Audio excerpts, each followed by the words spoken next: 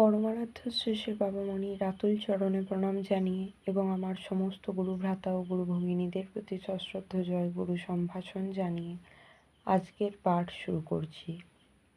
ওম অখণ্ড সংহিতা বা অখণ্ড মণ্ডলেশ্বর শ্রী শ্রী স্বামী স্বরূপানন্দ পরমহংসদেবের উপদেশ বাণী, পঞ্চম খণ্ড। ঈশ্বরে আত্মসমর্পণের দ্বারা সত্যের স্বাভাবিক আত্মপ্রকাশ। শ্রী শ্রী বাবামণি বলিলেন, যারা সম্যক ঈশ্বরে সমর্পিত, নিজেদের নিজত্ব, বৈশিষ্ট্য, ব্যক্তিত্বাভিমান যাদের ভগবানের পায়ের তলায় উৎসর্গ করা হয়েছে, তাদের পক্ষে ধর্মাধর্ম, সত্য মিথ্যা প্রভৃতি বিচার নেই।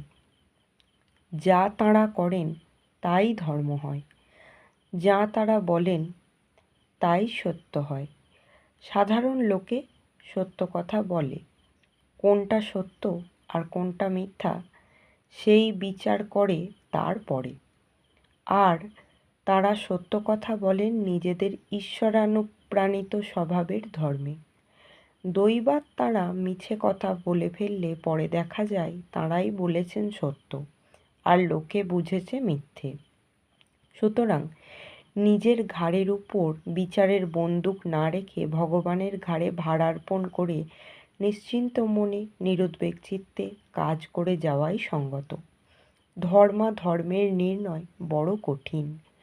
হাইকোর্টের জজরাও ধর্মকে অধর্ম থেকে পৃথক করে দেখতে জানেন না, অথচ কত মরার ফাঁসির দড়ি কেটে দিচ্ছেন তাঁরা, এবং কত জীবিত নিরপরাধের গলায় দড়ি পরিয়ে দিচ্ছেন।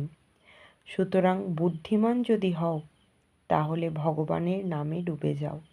তার নামের গুণে নির্দোষ প্রজ্ঞার আবির্ভাব হবে, যে প্রজ্ঞা বিনা আড়ম্বরে সত্য সিদ্ধান্তকে নিজের কাছে টেনে আনে।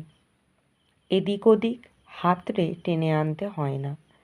যেমন ধরো, শিকল বেঁধে জাহাজ থেকে জেটিতে লোহা লক্কর নামানো এক কথা, আর চুম্বকের আকর্ষণে জাহাজ থেকে মাল নামানো আর এক কথা। একটাই দরকার প্রচণ্ড হাঙ্গামা, আর অপরটা একেবারে নির্বিবাদ।